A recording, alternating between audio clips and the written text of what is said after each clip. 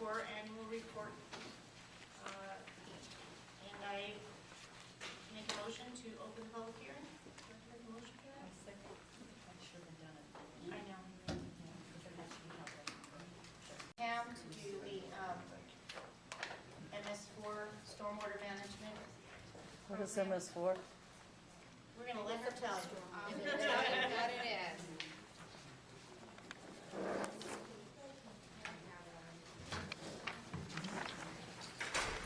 A couple extra handouts. I don't know if I have enough for everybody, but we pass them around. How many people have left?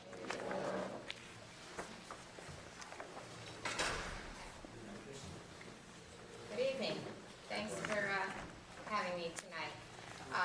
MS4 is your municipal separate storm sewer system. 4 S's. It's a program required by the state, and Rosendale's been doing this since 2003. So you're in your 9th year of the MS4 program. This is the 2nd year that I've been helping the town with the program. And what it is it's a program to regulate and control pollution from the stormwater that flows from the land and into your streams and lakes and rivers. And what's required is 6 minimum measures of control, and I'm just going to go over what we've been doing this year and in relation to that. And every year you're required to have a public hearing and do an annual report to the state. So I prepared the annual report with help from all of the town departments. The supervisor, Carl Hornbeck of the Highway Department, has been helpful. Tom Fiore is your public contact for stormwater. He's helped us out.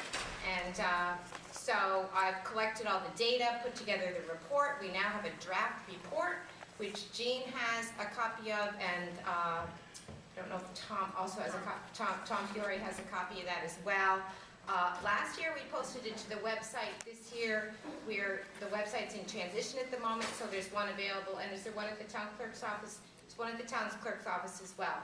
So it's available to the public, so you can see what the town's doing to prevent pollution from your own stormwater system. So this is open. The annual report is available for public comment until the end of May, and then we have to file it with the state by June 1st. So all the comments have to be in by the end of May. If you happen to have any comments, then we file it, and we're in compliance with the permit. So the 6 minimum measures of control, the first one is public education and outreach, and doing this tonight is part of your education program. Other things that we've been doing, the Environmental Commission of Rosendale has helped out a lot with this first control measure. There's a lot of brochures that have been available at the town. We put them here at the community center. There's some available at the town hall, and they're also available at Tom Fiore's office. We're talking about having them available at the library as well. I stopped by there a few weeks ago and talked with the librarian about doing that. We developed some new brochures last year, and they're going to print very soon. I understand one's going to be for homeowners and one's going to be what is an MS4 town. That'll be available to people to help them understand what's going on with stormwater. There was a big increase in brochures picked up this year, 300% increase. Not sure why that is, but a lot of people seem to be picking them up. And the Rosendale Environmental Commission sponsored a couple educational programs, Liquid Assets, the story of our water infrastructure, where 100 people came, and another one, protecting karst aquifers. So these kind of things we report to the state, these education programs about how you're protecting water in your town. The second one is public involvement, and having this meeting tonight is part of your public involvement requirement, so people understand about stormwater management. Also, there was a stream walk at Earthfest last year, sponsored by the Environmental Commission, so that's a public involvement activity. And this year, the town, what's that? And another one this year. Another one this year. So the town will continue to do those kinds of public involvement activities so people realize the importance of protecting your water. The third one on the next page is what's called illicit discharge detection and elimination. And what this is making sure that the bad stuff that comes out during dry weather doesn't get into the stormwater and contaminate stormwater. So an example would be a car wash that is discharging into the storm drain instead of having its own recirculating system or going into a sewer system. So you want to make sure those kind of things aren't happening. Tom Fiore's out there making sure that your illicit discharge law and your sewer use law gets enforced, and that's what you're supposed to be doing. We have to report how many things he found. So this year he found 3 incidences of illegal dumping and 2 failing septic systems. So we report that on the annual report. And out of those 5, 4 of them have been corrected. So that's good. Those kinds of things the state want to know.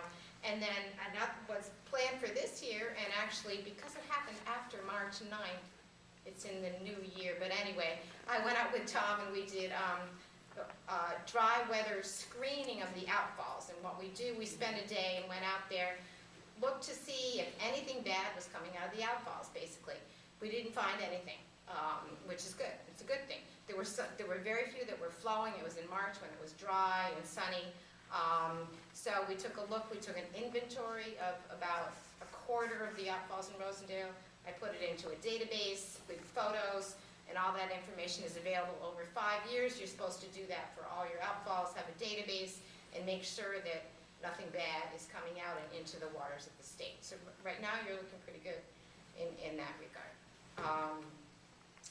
Minimum measure 4 is construction site runoff control, and what this is having a local law that enforces sediment and erosion control on construction sites. So you want to make sure that the dirt isn't washing off into your streams and your beautiful lakes here in Rosendale. So Tom's out there enforcing the law. There was one plan reviewed this year. Since the economy is so slow, those things are pretty slow right now, but the building department and planning department will continue to do that as needed. The next one is post-construction stormwater management on the next page. And for those of you that have a handout, what that means is it's also part of your local law. It's making sure that after development is complete, the stormwater gets cleaned up through different practices like stormwater ponds, rain gardens, bioretention, infiltration, getting the stormwater back into the ground with green practices. So you only have one plan that came up for review this year that incorporates those types of things. It's basically when new construction comes along. So when you get some of your new projects that are coming down the pipe, those have to be reviewed to make sure they have all the green infrastructure practices in them. And you have a local law that makes sure that that happens. Okay, and then the last one is stormwater management for your own municipal operations, your highway department, your sewage treatment plant, the pool, the parks.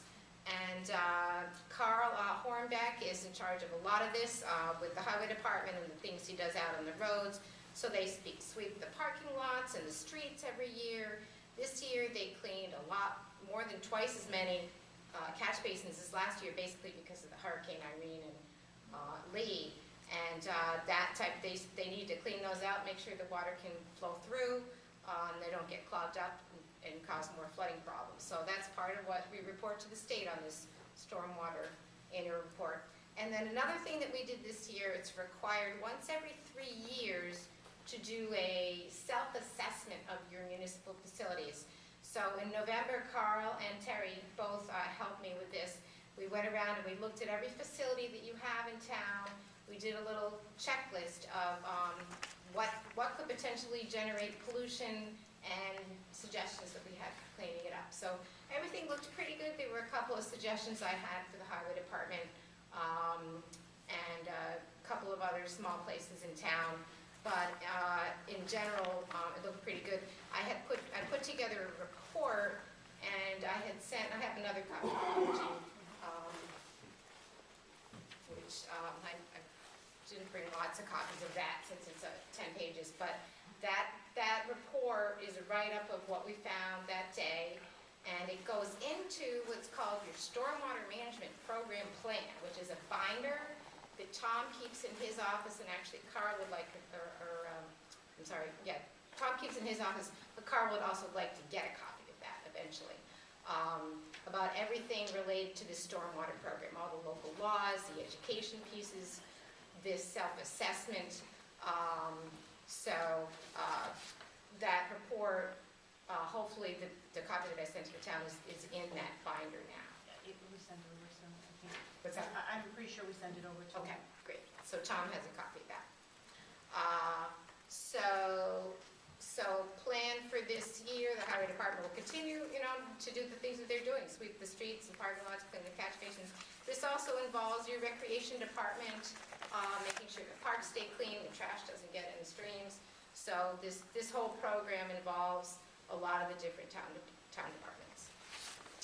Okay, so that's the annual report presentation for this year. Does anybody have any questions?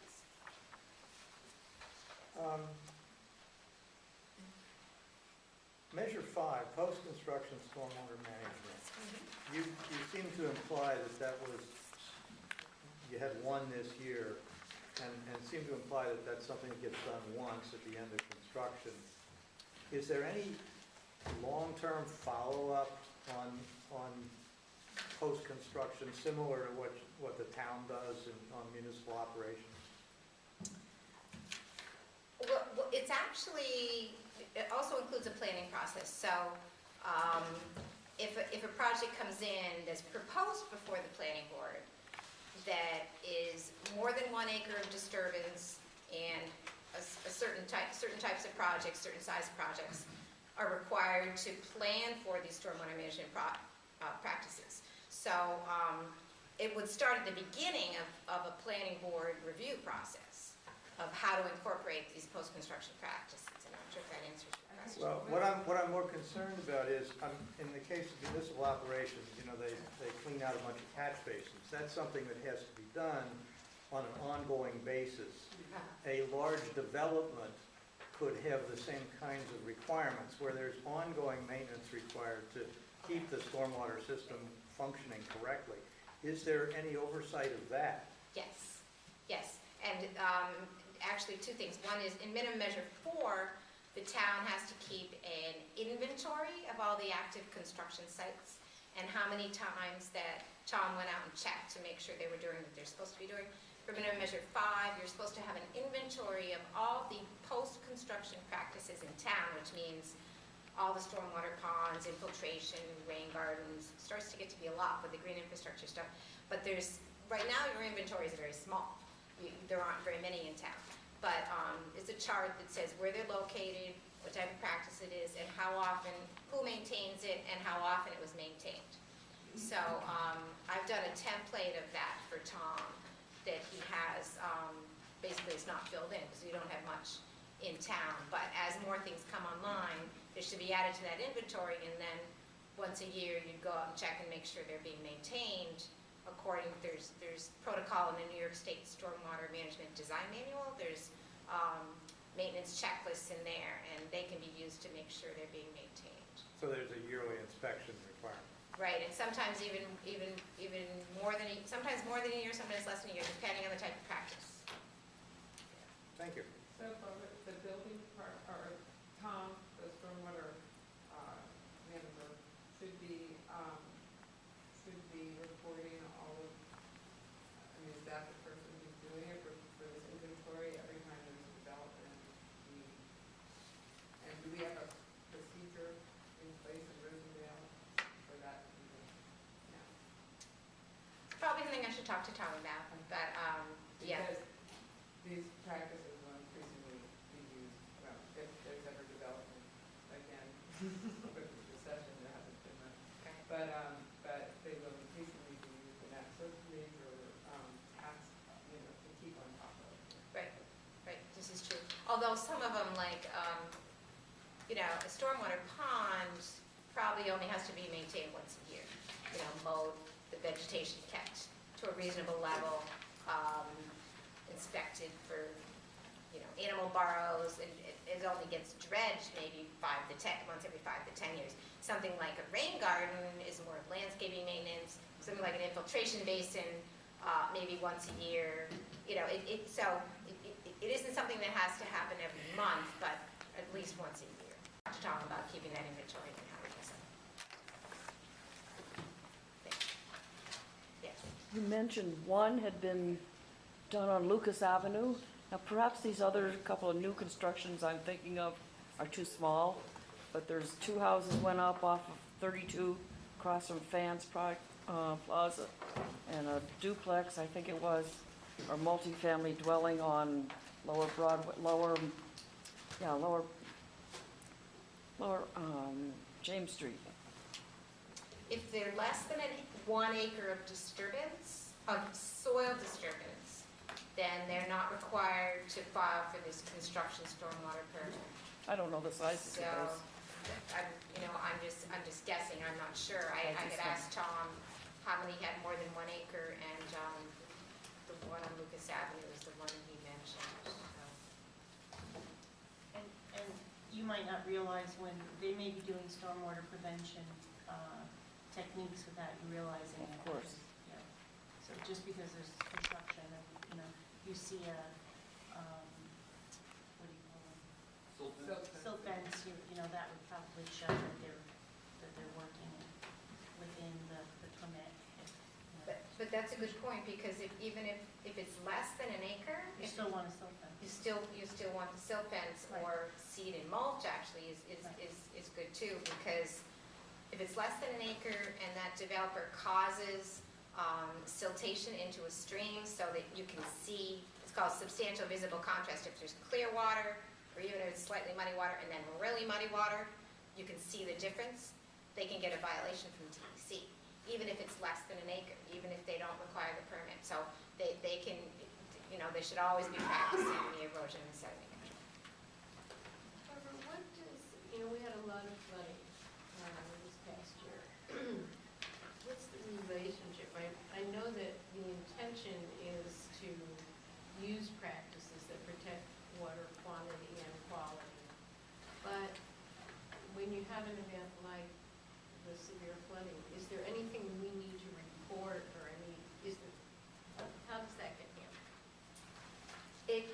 This is mostly a pollution prevention program. So flooding, you're not required to report anything related to flooding.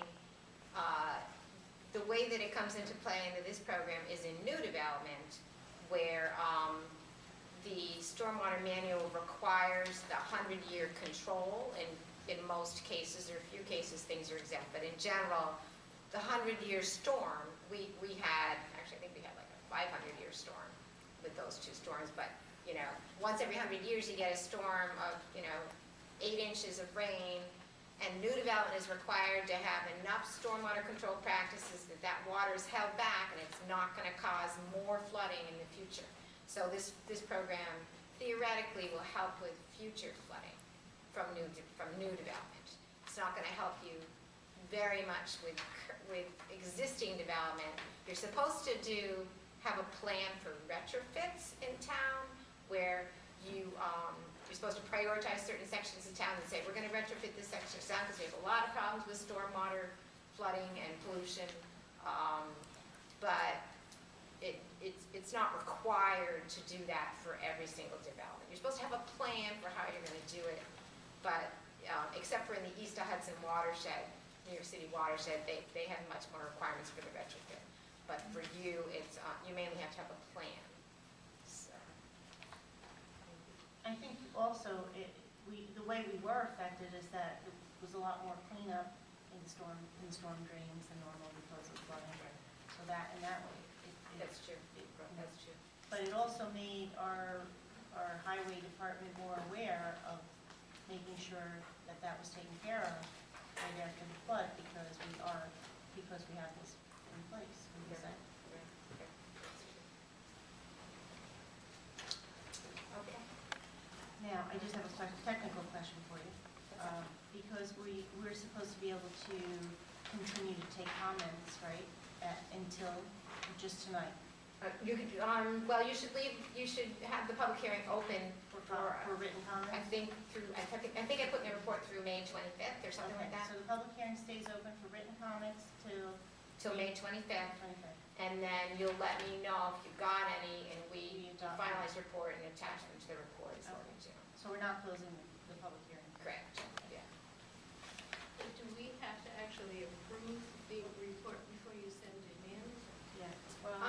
I mean, logistically, what I suggested to Jean, and I think what we did last year and what they do in other towns is, They adopt it as a draft. Tonight you could adopt it as a draft. And then, if any comments are submitted at the June board meeting, you can adopt the final after it had been submitted, basically, you know. And with any changes if it was significant. Right, with you, so, yeah. Or maybe tell you adopt it pending changes or something. All right, any other comments before we let Barbara go? Thank you. You're up. Thank you very much. All right, so we have a resolution 05-2012, number 3.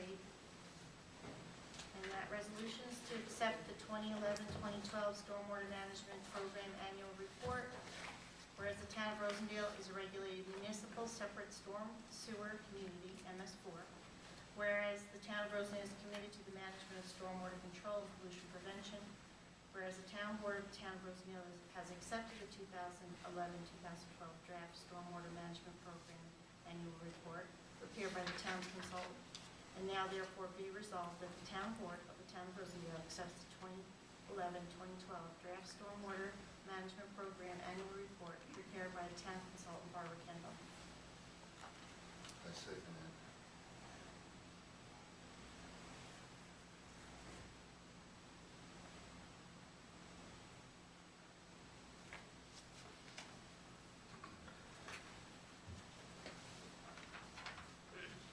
Excuse me, Councilwoman Green?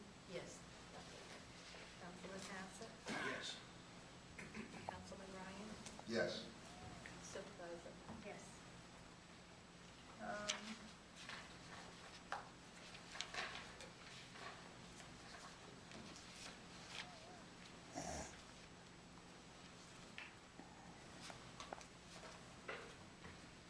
I'm going to mention some dates for different events. There's a couple of things in this list that I want to add some things to.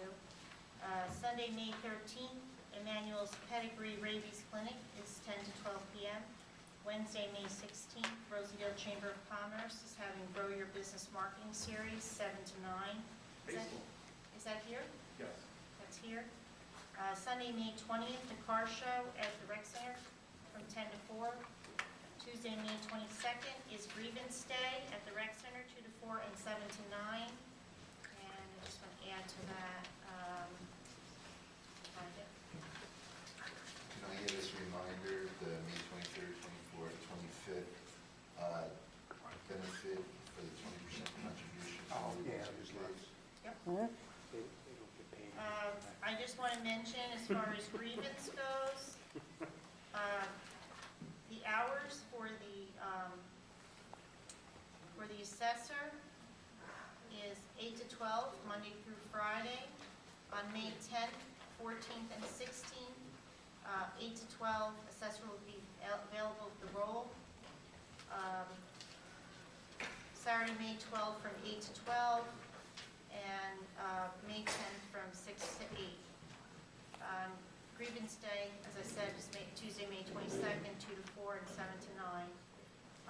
The last day to file a grievance is the assessor's office is requesting that applications be submitted to the assessor's office by Friday, May 18th, 2012, so that he may review the application and make sure there's no incomplete or missing information.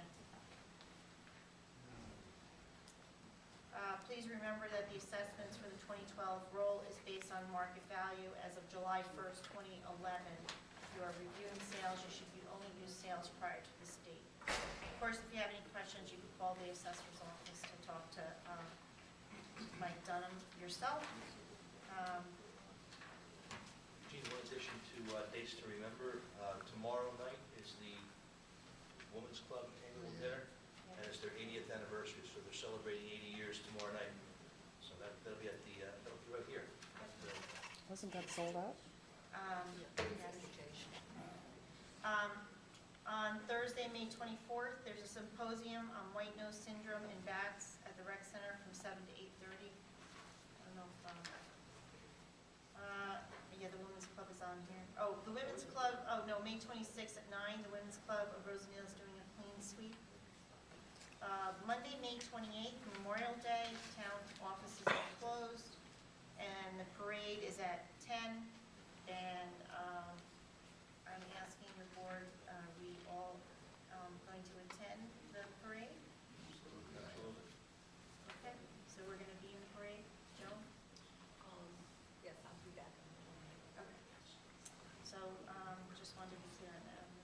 respond to them tomorrow to let them know. Sunday, June 3rd, Earth Fest Expo at the Rec Center, and Sunday, June 10th, Williams Lake